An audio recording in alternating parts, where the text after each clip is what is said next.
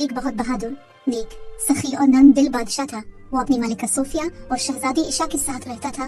बादशाह को अपनी आवाम से बहुत मोहब्बत थी। वो हमेशा सबके साथ इंसाफ करता, खुद बाजार जाता और तमाम अशिया की कीमतें खुद मालूम करता, ताकि अंदाजा हो सके कि कोई दुकानदार किसी चीज को महंगे दाम तो नहीं बेच रहा। इसके इलाके के लोग ईमानदार थे और खुशहाल जिंदगी गुजार रहे थे। क्योंकि बादशाह अपनी आवाम का बहुत ख्याल रखता था, इसलिए आवाम भी अपने बादशाह से बहुत प्यार करती थी। जहाँ बादशाह बहुत रहम दिल और सखी था, वहीं वो बेईमान और धोखेबाज लोगों के साथ बहुत सख्ती से पेश आता था और उनको सख्त से सख्त सजा देता। यही वजह थी कि लोग इसके कहर से बहुत डरते थे और कोई भी बेईमानी करने का नहीं सोचता था। बादशाह अक्सर औकात अपनी मलिका सोफिया और शहजादी इशा के साथ तफरीह के लिए निकलता तो लोगों के लिए अपने खजाने लौटाते जाता, जिससे गरीब लोगों की मुश्किलात दूर हो जाती थी। हर महीने बादशाह अपने महल में दरबार लगाता, जिसमें दूर दराज से लोग आते और अपनी मुश्किलात और शिकायत बादशाह को बताते, जिस पर वो उनकी मुश्किलात को हल करता और उनके सवालात का भी हल निकालता। बादशाह की सखावत के चर्चे पूरी दुनिया में मशहूर थे। पास के गांव में बशीर नाम का एक कमियार रहता था, जो कि बहुत गरीब इंसान था और उसके पास खाना खाने के भी पैसे नहीं थे। वो परेशान हालत में चला जा रहा था कि इसे इसका एक दोस्त मिला। इसके दोस्त ने परेशानी का सबब पूछा तो बशीर ने कहा, भाई क्या बताओ, हालात बहुत खराब हो गए हैं। घर में खाने को भी कुछ नहीं बचा और न ही काम धंधा चल रहा, बस इसी वजह से परेशान हूँ।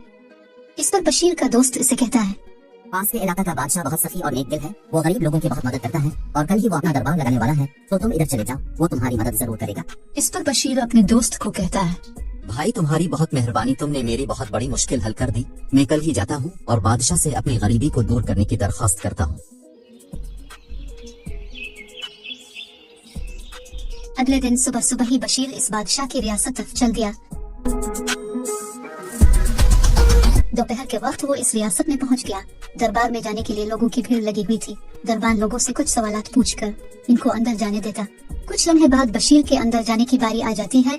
बशीर जब गेट पर पहुंचता है तो दरबार उसे रोक लेता है और कहता है, अंदर जाने के पैसे लगेंगे, लाओ जल्दी से मुझे कुछ पैसे दो और अंदर चले जाओ। भाई किस बात के पैसे, मेरे पास तो कोई पैसे नहीं है। देखो अगर अंदर जाना है तो पैसे तो देने ही पड़ेंगे, वरना इधर से चले जाओ, मैं तुमको अंदर नहीं जाने दूंगा। भाई तुम्हें अल्लाह का वास्ता है, मुझे अंदर जाने दो, मेरे पास तुमको देने के लिए कुछ नहीं है। मैं बहुत गरीब इंसान हूँ, मेरे पास खाना खाने के भी पैसे नहीं है और मैं बहुत मुश्किल से यहाँ पहुँचा हूँ।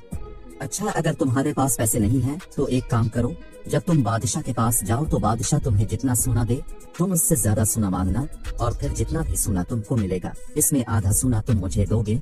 अगर तुमको ये शर्त मंजूर है तो मैं तुमको अंदर जाने दूंगा। ठीक है भाई, मैं तुमको आधा हिस्सा दे दूंगा, क्योंकि मेरे पास और कोई रास्ता भी नहीं, इसलिए मैं तुम्हारी शर्त मानने को तैयार हूँ। अब वो दरबान बशीर को अंदर जाने देता है।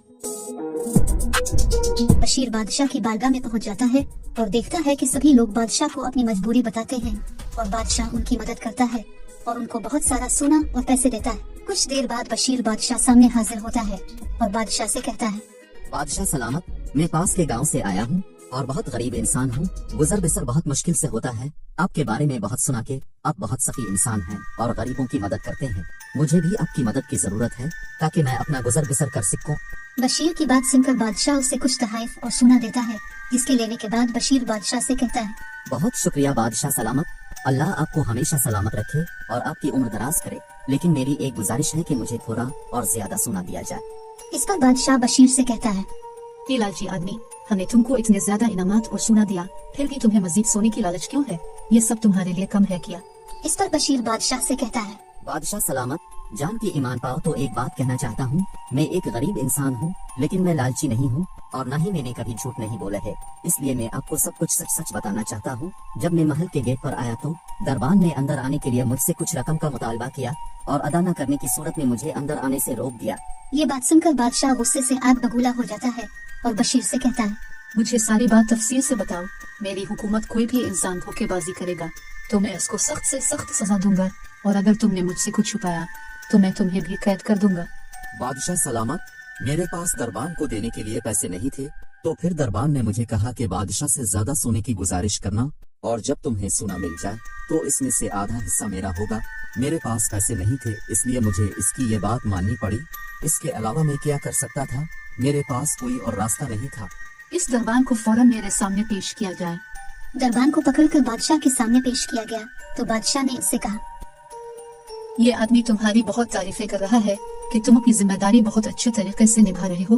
और ये आदमी कह रहा है कि इसको मिलने वाले इनाम का आधा हिस्सा तुम्हें दिया जाए, लेकिन मैं इतना खुश हूँ कि मैं तुमको इसका पूरा हिस्सा दूंगा।